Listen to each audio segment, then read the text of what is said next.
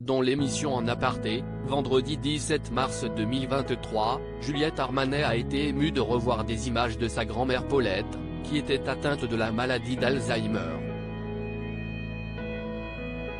Elle n'a pas pu cacher son émotion. Vendredi 17 mars 2013, Juliette Armanet était l'invitée de Nathalie Lévy dans En Aparté, sur Canal+, juste avant la diffusion sur la chaîne cryptée de son concert à l'Accor Arena, à Paris, en live.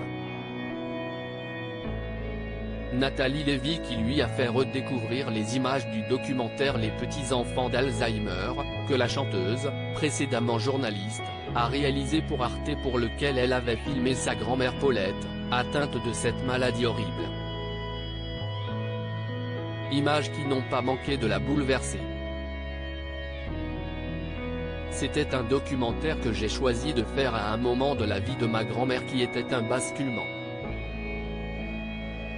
Parce que ma grand-mère était une excellente pianiste et elle n'en a jamais fait sa vie, mais c'était toute sa vie. Elle a transmis l'amour de la musique à ma mère à qui elle donnait des cours tous les matins avant d'aller à l'école, et ma mère m'a appris à jouer au piano ainsi que mon père. Et à ce moment-là de sa vie, ma grand-mère a eu la maladie d'Alzheimer qui était une maladie horrible, a expliqué Juliette Armanet.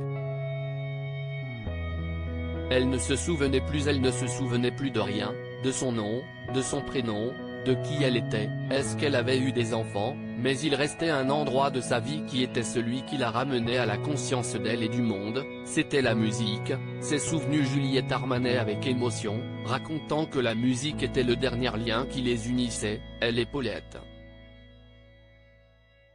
Quand je lui jouais du piano, elle ne savait pas du tout qui j'étais, elle ne se souvenait plus alors qu'elle m'avait à moitié élevé, qu'elle s'était beaucoup occupée de moi, mais quand je lui jouais du piano, d'un seul coup, elle redonnait totalement elle-même.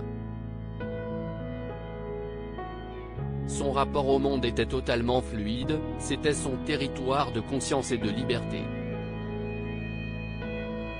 Des instants précieux, ça m'a fasciné de voir que cette femme qui disait fourchette à la place de bonjour, qui avait l'arrêt dans le mauvais sens et qui ne se souvenait même plus de son propre prénom, que la musique restait envers et contre tout son endroit de résistance. C'était incroyable. Et inoubliable.